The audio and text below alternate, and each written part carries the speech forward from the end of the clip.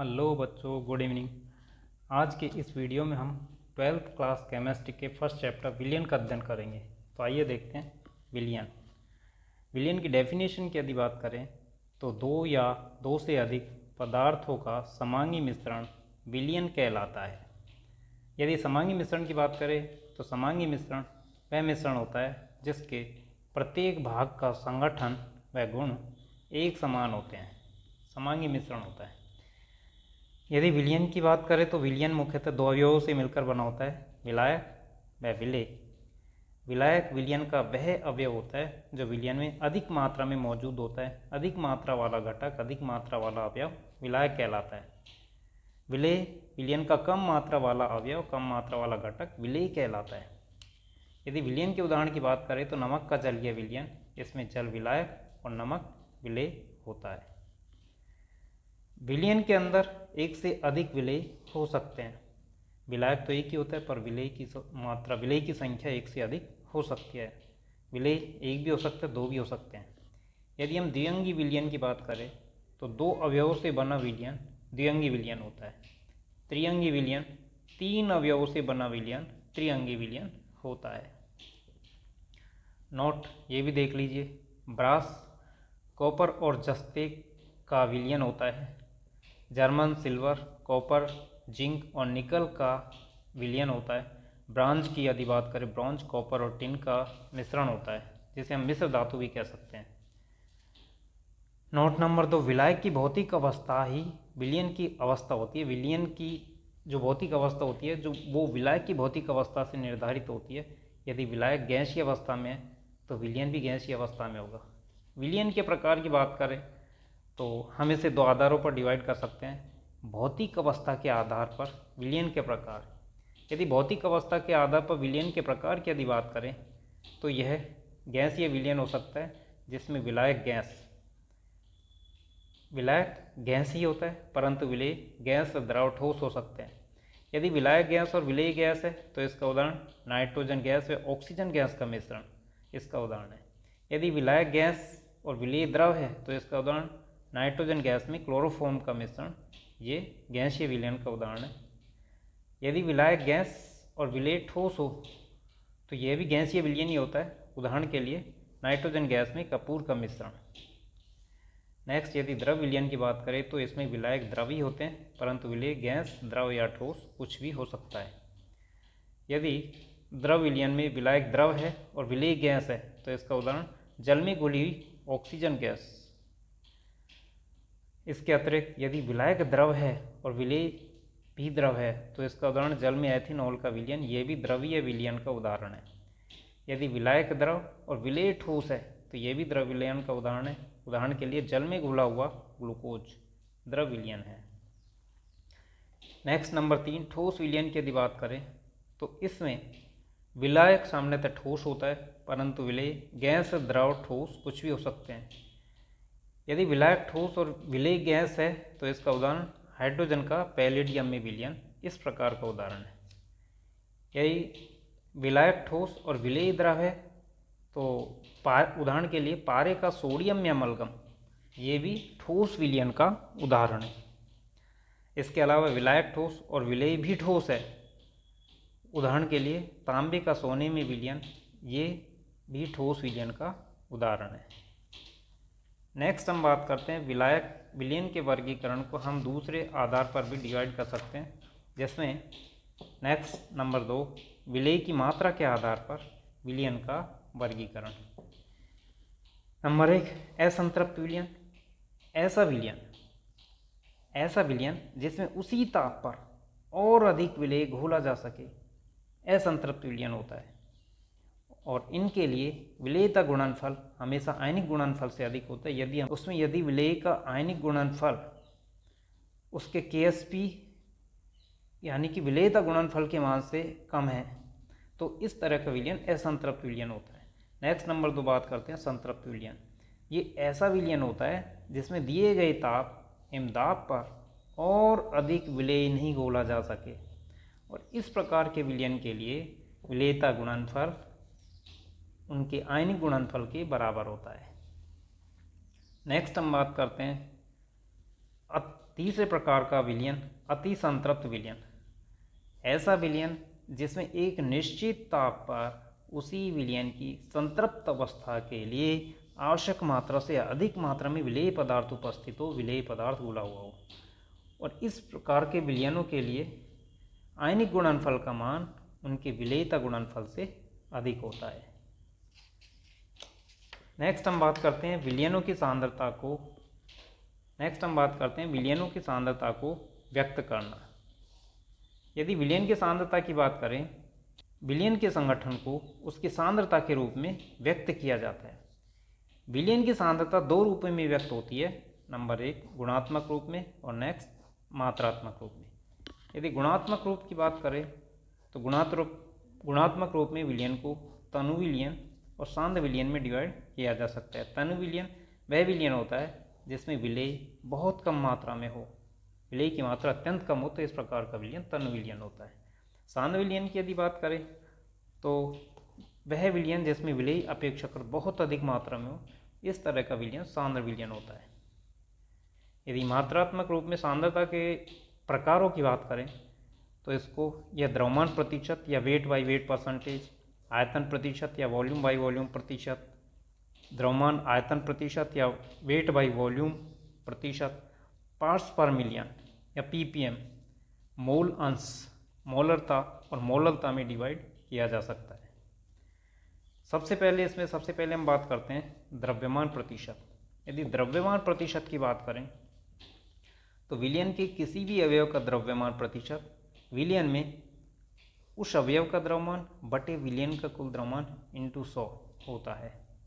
उदाहरण के लिए 10% वेट बाई वेट का अर्थ है कि 10 ग्राम विलेय 100 ग्राम विलयन में उपस्थित है। यहाँ विलायक की मात्रा 100 - 10 अर्थात 90 ग्राम। विलायक विलयन का वह अवयव होता है जो अधिक मात्रा में मौजूद होता है और जिसमें विलेय को घोला जाता है। नोट: व्यावसायिक ब्लीचिंग विलयन में सोडियम हाइपोक्लोराइड 3.62% द्रव्यमान वेट बाई वेट प्रतिशत होता है। ये भी आपको याद रखना है। नेक्स्ट हम बात करते हैं आयतन प्रतिशत। यदि आयतन प्रतिशत की बात करें तो किसी अवयव का आयतन प्रतिशत उस अवयव का आयतन अपॉन विलयन का कुल आयतन इंटू 100 होता है। उदाहरण के लिए एथेनॉल का जल में 10% वॉल्यूम बाई वॉल्यूम विलयन का तात्पर्य 10 ml एथेनॉल को जल में घोलकर 100 ml विलयन बनाया है। यहाँ विलायक का आयतन 100 - 10 अर्थात 90 ml। नोट ये भी आपको याद रखना है, एथिलीन ग्लाइकोल का 35% वॉल्यूम बाई वॉल्यूम विलयन वाहनों के इंजन को ठंडा करने के काम आता है। इस सांद्रता पर हिमरोधी जल के हिमांक को 255.4 केल्विन या -17.6 डिग्री सेल्सियस तक कम कर देता है। नेक्स्ट सांद्रता का तीसरा जो प्रकार है जिसमें सांद्रता को व्यक्त किया जा सकता है, द्रव्यमान आयतन प्रतिशत, वेट बाई वॉल्यूम परसेंटेज। किसी अवयव का द्रव्यमान आयतन प्रतिशत अवयव का द्रव्यमान बटे विलयन का कुल आयतन इंटू 100 होता है। उदाहरण के लिए 10% वेट बाई वॉल्यूम विलयन का अर्थ 10 ग्राम विलेय 100 ml विलयन में उपस्थित है। नेक्स्ट चौथे प्रकार की सांद्रता पार्ट्स पर मिलियन या पीपीएम। जब विलयन में विलेय की मात्रा अत्यंत सूक्ष्म हो तो सांद्रता को पीपीएम में व्यक्त करते हैं। पार्ट्स पर मिलियन पीपीएम बराबर होता है अवयव के भागों की संख्या बटे विलयन के सभी अवयव के कुल भागों की संख्या इंटू 10⁶। पीपीएम को द्रव्यमान आयतन व द्रव्यमान आयतन में भी व्यक्त किया जा सकता है। नेक्स्ट हम बात करते हैं जल या वायुमंडल में प्रदूषकों की सांद्रता को माइक्रोग्राम पर लीटर या पीपीएम में व्यक्त करते हैं। उदाहरण के लिए 6 ppm ऑक्सीजन का अर्थ विलयन के 10⁶ भाग में 6 भाग ऑक्सीजन है, तो ppm सांद्रता से ये अभिप्राय होता है। नेक्स्ट पांचवें प्रकार की सांद्रता मोल अंश। तो सामान्यतः किसी भी विलयन में किसी अवयव का मोल अंश उस अवयव के मोल तथा विलयन के सभी अवयव के कुल मोलों की संख्या का अनुपात होता है। किसी अवयव का मोल अंश उस अवयव के मोलों की संख्या बटे सभी अवयव के कुल मोलों की संख्या का अनुपात होता है। उदाहरण के लिए, माना एक द्विअंगी विलयन में यदि A व B के अवयवों के मोल क्रमशः Na व Nb है तथा इनके मोल अंश chi A व chi B है, तो A का मोल अंश A के मोल बटे कुल मोल A के मोल Na बटे कुल मोल Na प्लस Nb। इसी प्रकार B का मोल अंश chi B बराबर B के मोल Nb बटे कुल मोल Na प्लस Nb, इन दोनों का अनुपात होता है। नेक्स्ट, I अवयव वाले विलयन में I वे अवयव का मूल अंश chi I बराबर Ni बटे N1 प्लस N2 प्लस सभी अवयव के कुल मोलों का अनुपात होता है। विलयन में सभी अवयवों के मूल अंशों का योग सदैव 1 होता है, ये भी आपको आवश्यक रूप से याद रखना है। नेक्स्ट, मूल अंश एक विमाहीन राशि है, अर्थात मूल अंश का कोई मात्रक नहीं होता, मात्रकहीन राशि है, ये आपको आवश्यक रूप से याद रखना है। सांद्रता का नेक्स्ट टाइप्स है मोलरता। तो मोलरता क्या होती है, इसकी डेफिनेशन आपको आवश्यक रूप से याद रखनी है। 1 लीटर या 1 डेसीमीटर क्यूब विलयन में घुले हुए विलेय के मोलों की संख्या को उस विलयन की मोलरता कहते हैं।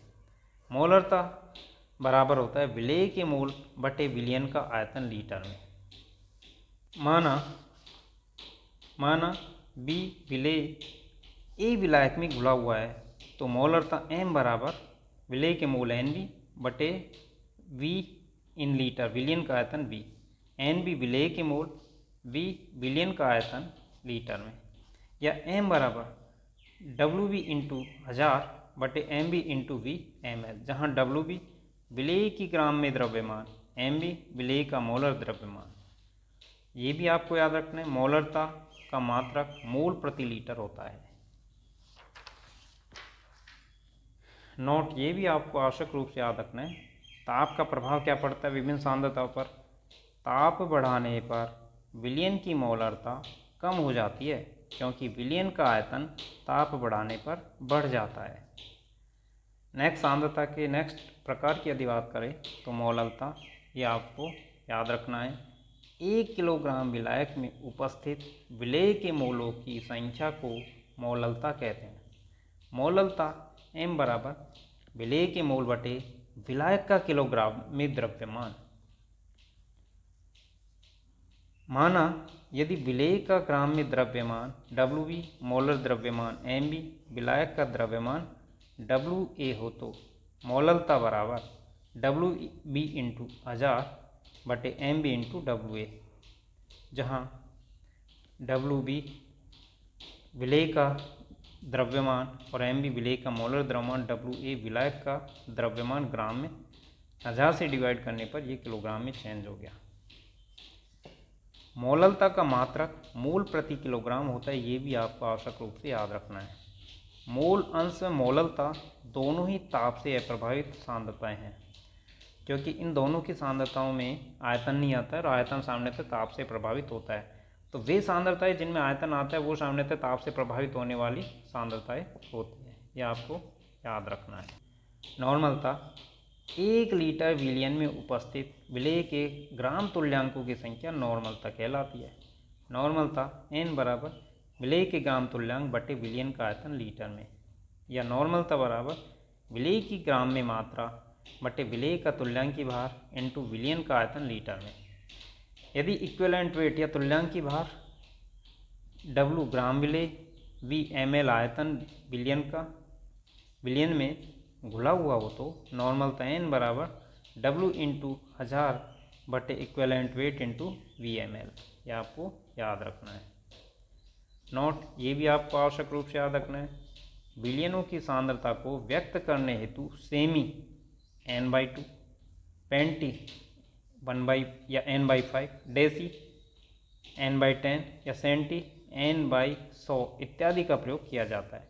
अतः N/2 का अर्थ है सेमी नॉर्मल विलयन, M/100 का अर्थ होता है सेंटीमोलर विलयन। इसी तरह 1 m मोलर विलियन होता है, m/5 पेंटीमोलर विलियन होता है। यदि हम तुल्यांकी भार की बात करें, इसमें नॉर्मलता को ज्ञात करने के लिए सामने तो तुल्यांकी भार की आवश्यकता होती है, तो तुल्यांकी भार क्या होता है वो भी आपको आवश्यक रूप से आना चाहिए। तुल्यांकी भार बराबर होता है अणुभार बटे क्षारकता। किसी अम्ल द्वारा विस्थापनीय H+ आयनों की संख्या क्षारकता कहलाती है। अम्लता किसी क्षार द्वारा विस्थापनीय OH- आयनों की संख्या या संयोजकता या आयन पर आवेश के अनुपात के बराबर होती है। नॉर्मलता की इकाई की बात करें तो इसकी इकाई ग्राम तुल्यांक प्रति लीटर होती है। H2SO4 की क्षारकता 2, क्योंकि विस्थापनीय H+ की संख्या इसमें 2 है। एल्यूमिनियम हाइड्रोक्साइड OH का होल था, इसकी अम्लता 3, क्योंकि विस्थापनीय OH- आयन की संख्या इसमें 3 होती है।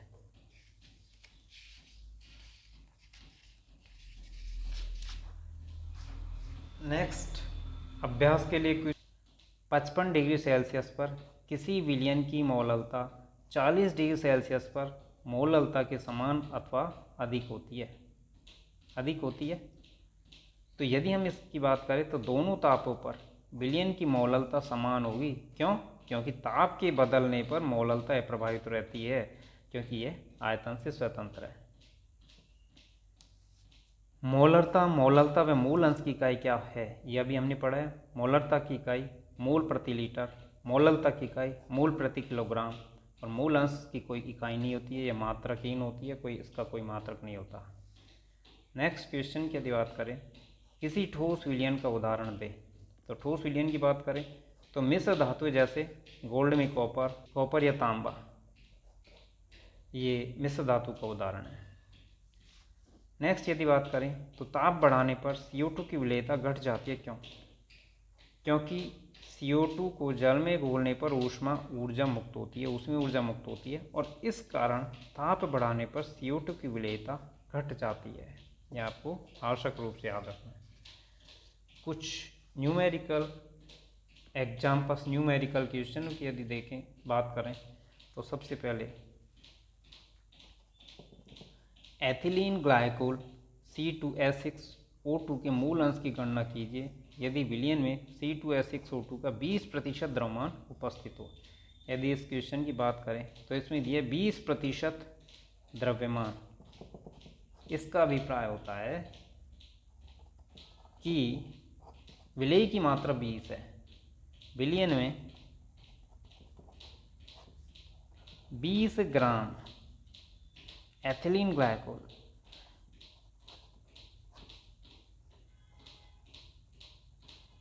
कितने विलायक के अंदर कितने विलयन में उपस्थित है? विलयन 100 ग्राम, और विलायक की यदि बात करें तो विलायक 80 ग्राम होगा। विलायक 80 ग्राम जल में है। यदि C2H6O2 एथिलीन ग्लाइकोल के मोलर द्रव्यमान की बात करें तो इसका मोलर द्रव्यमान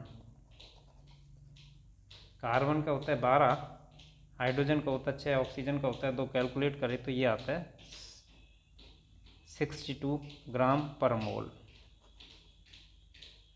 एथिलीन ग्लाइकोल के मोलों की बात करें C2H6O2 के मोल, तो किसी भी अवयव का मोल क्या होता है? उसकी ग्राम में मात्रा बटे उसका मोलर द्रव्यमान, और इसके ग्राम में मात्रा एथिलीन ग्लाइकोल की ग्राम में मात्रा 20 ग्राम और इसकी मूल मात्रा 62 ग्राम पर मोल। यदि इसको कैलकुलेट करें तो कैलकुलेट करने पर यह आ जाता है 0.322 मोल। यदि जल के मोलों की बात करें तो जल के मोल सामान्यतः जल की मात्रा, जल जो एक विलायक है उसकी मात्रा 80 ग्राम और जल का मोलर द्रव्यमान 18 होता है, 18 ग्राम पर मोल। और यहाँ से इसको कैलकुलेट करें, क्योंकि पानी का जो मोलर द्रव्यमान होता है 18 ग्राम होता है, इसको कैलकुलेट करने पर यह आता है 4.44 मोल। यदि हम इनके मूल अंश की बात करें, एथिलीन ग्लाइकोल का मूल अंश, तो एक्स ग्लाइकोल मूल अंश क्या होता है? उस अवयव के मूल। एथिलीन ग्लाइकोल के मूल कितने हैं? 0.322 0.322। कुल मोल की यदि बात करें तो 0.322 प्लस 4.444। इसको यदि हम कैलकुलेट करें तो इसको कैलकुलेट करने पर ये आ जाता है ये मैंने कैलकुलेट कर लिया। कैलकुलेट करने पर यह आ जाता है 0.068 और इसकी कोई मात्रक नहीं होता है, यह एक विमाहीन राशि है।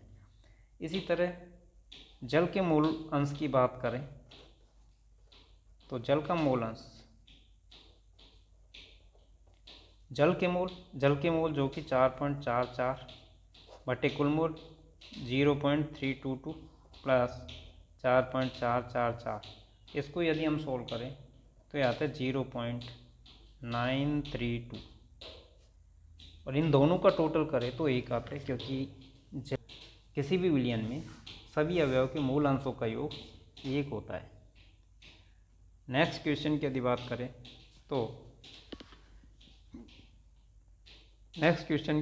करें तो उस विलयन की मोललता की गणना कीजिए जिसमें 5 ग्राम NaOH 450 ml विलयन में घुला हुआ है।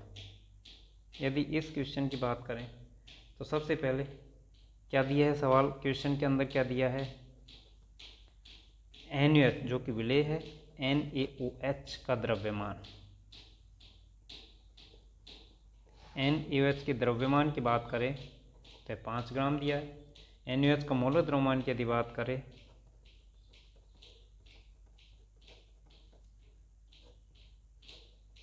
तो NaOH का मोलर द्रव्यमान कैलकुलेट करने पर यह आ जाएगा, सोडियम का 23 होता है, ऑक्सीजन का 16, हाइड्रोजन का 1, 40 ग्राम पर मोल।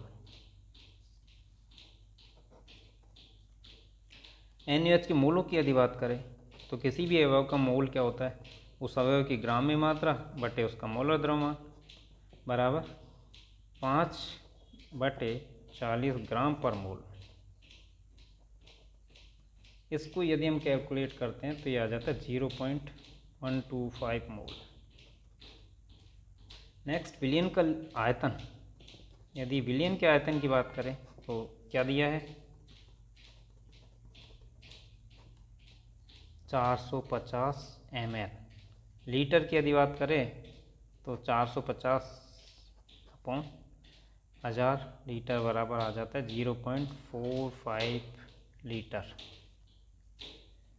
यदि मोलरता की बात करें, सांद्रता मोलरता में हमको प्राप्त करनी है तो मोलरता M बराबर विलेय के मोल बटे विलयन का लीटर में आयतन,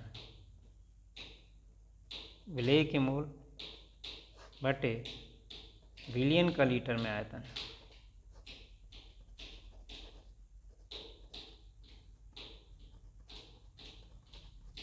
यदि इसको हम विलेय के मोल NaOH के मोल जो कि 0.125 प्राप्त हुआ और यदि विलयन के लीटर में आयतन की बात करें तो 0.45 लीटर है।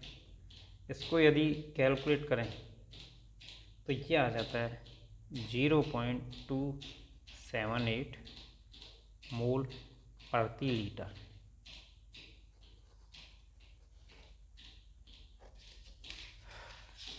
नेक्स्ट क्वेश्चन की यदि बात करें तो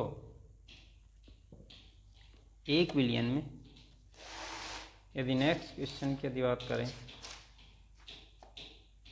तो एक विलयन में बेंजीन का 30% द्रव्यमान कार्बन टेट्राक्लोराइड में घुला हुआ हो तो बेंजीन के मूल अंश की गणना करो। यदि इसके हल की बात करें तो बेंजीन का 30% द्रव्यमान, इसका मतलब क्या हुआ, 30% द्रव्यमान का अर्थ है 30 ग्राम बेंजीन जिसका अनुसूत्र C6H6 होता है, 70 ग्राम कार्बन टेट्राक्लोराइड CCl4 में घुली है। बेंजीन का मोलर द्रव्यमान, यदि बेंजीन के मोलर द्रव्यमान की बात करें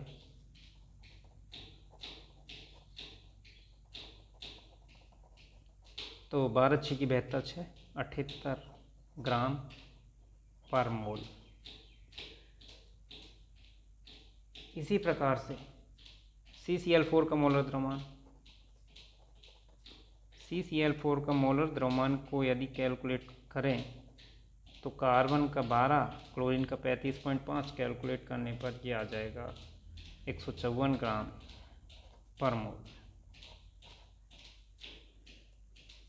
नेक्स्ट बेंजीन के मोल, यदि किसी अवयव का मोल क्या होता है, उस अवयव की ग्राम्य मात्रा बटे उसका मोलर द्रव्यमान, और ग्राम्य मात्रा बेंजीन की 30 ग्राम, तो बेंजीन के मोल 30 ग्राम बटे इसका मोलर द्रव्यमान 78 ग्राम पर मोल। इसको यदि हम कैलकुलेट करें तो यह आ जाता है 0.386 मोल। इसी प्रकार कार्बन टेट्राक्लोराइड CCl4 के मोल,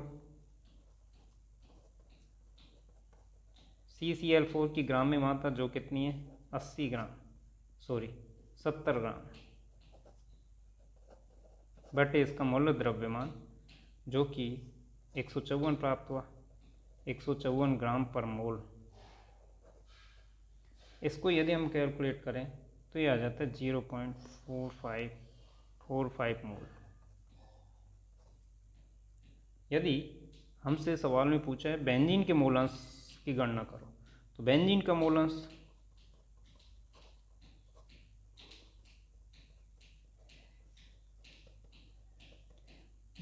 मोल जो कि हमको कितने प्राप्त हुए 0.386 मोल बटे कुल मोल, जो कि 0.386 प्लस 0.4545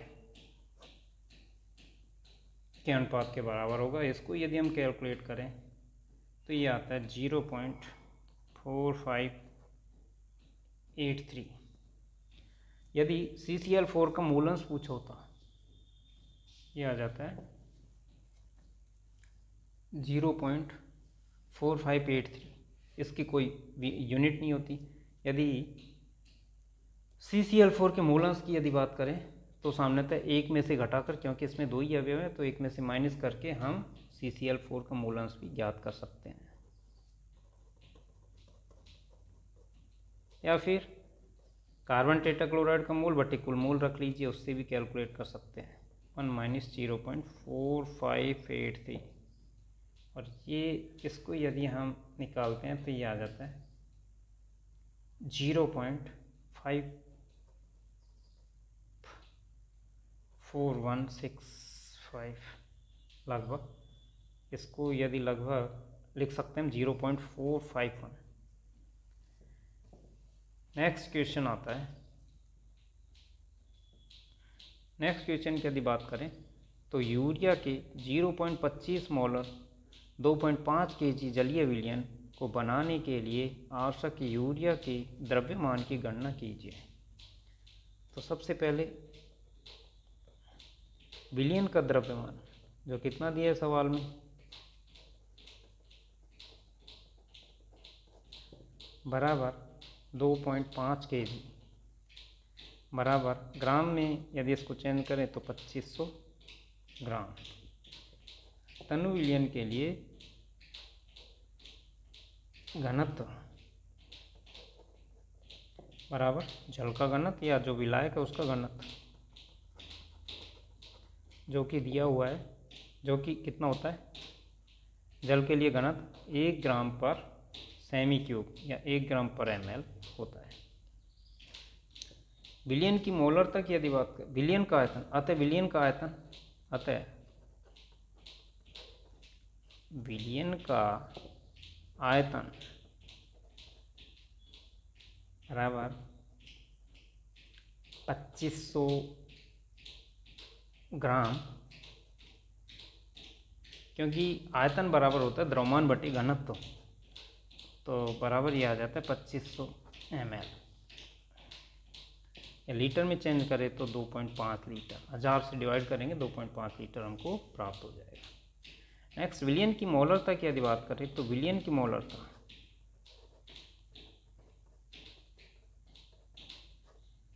मोलरता बराबर विलेय के मोल बटे विलियन का लीटर में आयतन, विलेय के मोल बटे विलियन का आयतन,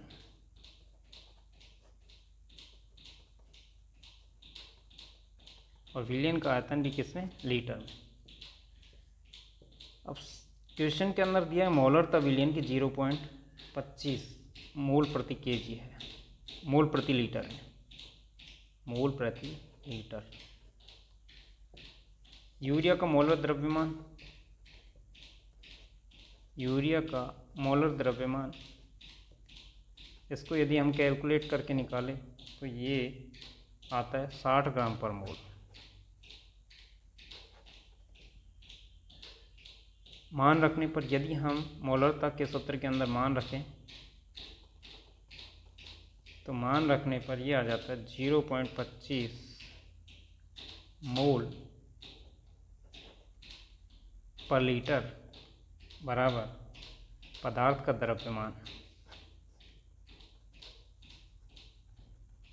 वो किसमें, ग्राम में लिखते हैं, बटे 60 ग्राम पर मोल जो इसका मोलर द्रव्यमान है, इंटू विलियन का आयतन लीटर में 2.5 लीटर है।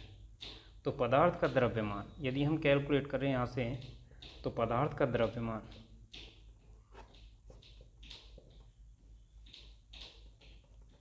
बराबर 0.25 मोल पर लीटर इंटू 60 ग्राम पर मोल इंटू 2.5 लीटर। इन सब को कैलकुलेट करें तो ये आता है 37.5 ग्राम। अतः 0.25 मोलर 2.5 kg 2.5 kg जलीय विलयन में यूरिया का द्रव्यमान, अतः यूरिया का द्रव्यमान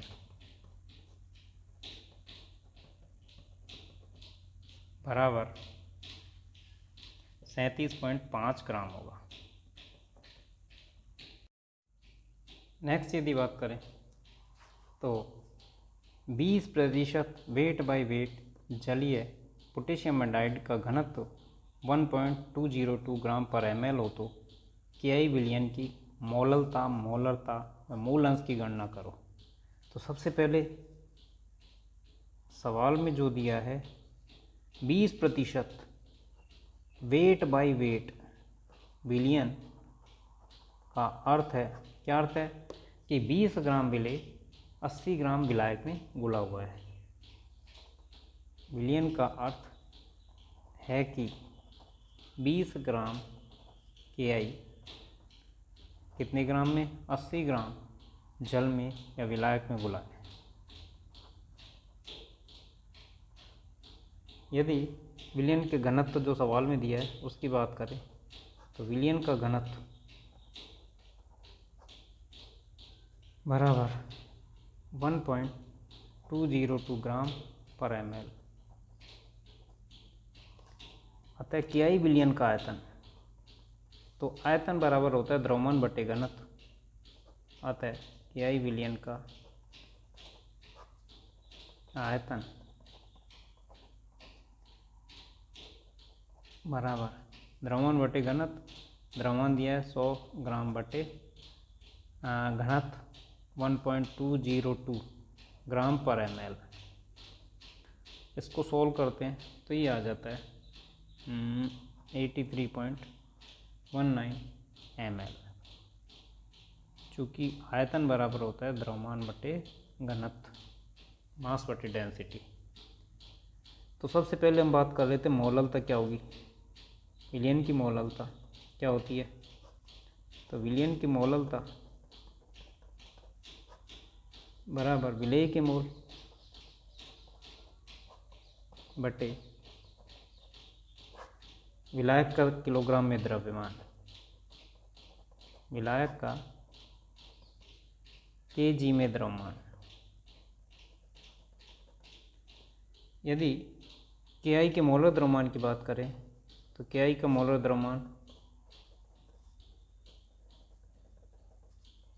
बराबर 39 प्लस 127 बराबर 166 ग्राम पर मोल। अतः मोललता बराबर विलेय के मोल की यदि बात करें तो विलेय की ग्राम में मात्रा अर्थात जो 20 ग्राम है इंटू 1000 ग्राम पर केजी। मोललता बराबर 20 ग्राम इंटू 1000 ग्राम पर केजी बटे 166 ग्राम पर मोल इंटू 80 ग्राम। यदि इसको सोल्व करें तो ये आता है बराबर 1.5 मोल प्रति किग्रा मोल पर केजी। ये इस प्रकार से हमको मोललता प्राप्त होती है। नेक्स्ट यदि बात करें नेक्स्ट है विलयन की मोलरता। तो मोलरता क्या होती है? विलयन की मोलरता बराबर विलेय के मोल बटे विलयन का लीटर में आयतन। विलेय के मोल बटे विलयन का आयतन इन लीटर। विलयन का आयतन और वो भी किसमें? लीटर में। यदि पदार्थ के मोल की बात करें तो पदार्थ का ग्राम में द्रव्यमान, पदार्थ का द्रव्यमान इन ग्राम इंटू 1000, पदार्थ का द्रव्यमान ग्राम इंटू 1000 बटे पदार्थ का मोल और द्रव्यमान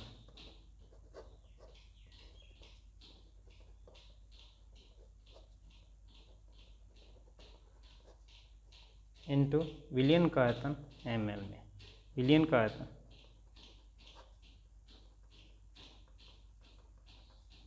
इन ml 1000 से डिवाइड करके इसको लीटर में चेंज कर दिया गया है। तो मोलरता m बराबर 20 ग्राम इंटू 1000 ml पर लीटर बटे 166 ग्राम पर मोल इंटू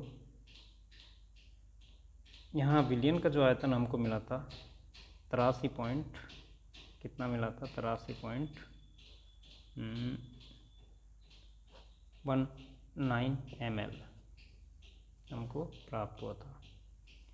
नेक्स्ट हम बात करते हैं 83.19। यदि इसको कैलकुलेट करें, इसको सोल्व करें तो ये आता है 1.448 मोल पर लीटर। यहाँ से मात्रक भी प्राप्त कर सकते हो। ग्राम से ग्राम कैंसिल हो गया, ये ml में है तो ml से ml कैंसिल हो गया, ये लीटर बचा इधर और ऊपर इधर मोल बचा। मोल ऊपर आ जाएगा तो मोल पर लीटर इसका मात्रक होगा। नेक्स्ट हम बात करते हैं मोल अंश।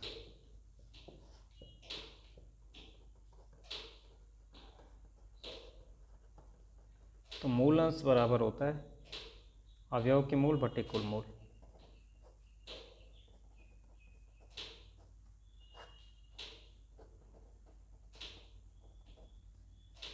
यदि KI के मोलों की बात करें तो KI की ग्राम में मात्रा 20 ग्राम बटे इसका मोल द्रव्यमान अभी हमने जो निकाला था 166 ग्राम पर मोल। यहाँ इसको कैलकुलेट करें तो इसको कैलकुलेट करने पर यह आता है 0.1204। इसी प्रकार H2O के मोल, H2O के मोलों की यदि बात करें तो H2O के मोल द्रव्यमान 80 ग्राम बटे इसका H2 का मोल द्रव्यमान 80 ग्राम पर मोल। यदि इसको कैलकुलेट करें तो ये आ जाता है 4.444। तो KI का मोल अंश किसी भी अवयव का मोल अंश उस अवयव के मोल बटे कुल मोलों का अनुपात होता है। तो के आई के मूल 0.1204 अपॉन कुल मूल 0.12044 प्लस 4.444। यदि इसको सोल्व करें तो ये आता है 0.1204 अपॉन कुल मूल 4.5644। इसको यदि सोल्व करें तो के आई का मूल अंश आता है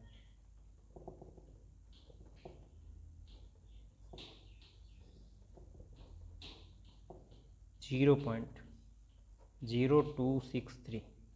यदि जल का मूल निकालना चाहें तो एक में से माइनस करके, चूंकि विलयन द्विअंगी और द्विअंगी विलयन में किसी भी अवयव का मूल अंश सभी अवयवों के मूल अंशों का योग 1 होता है।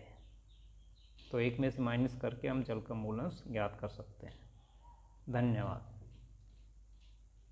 आज के लिए इतना ही। धन्यवाद।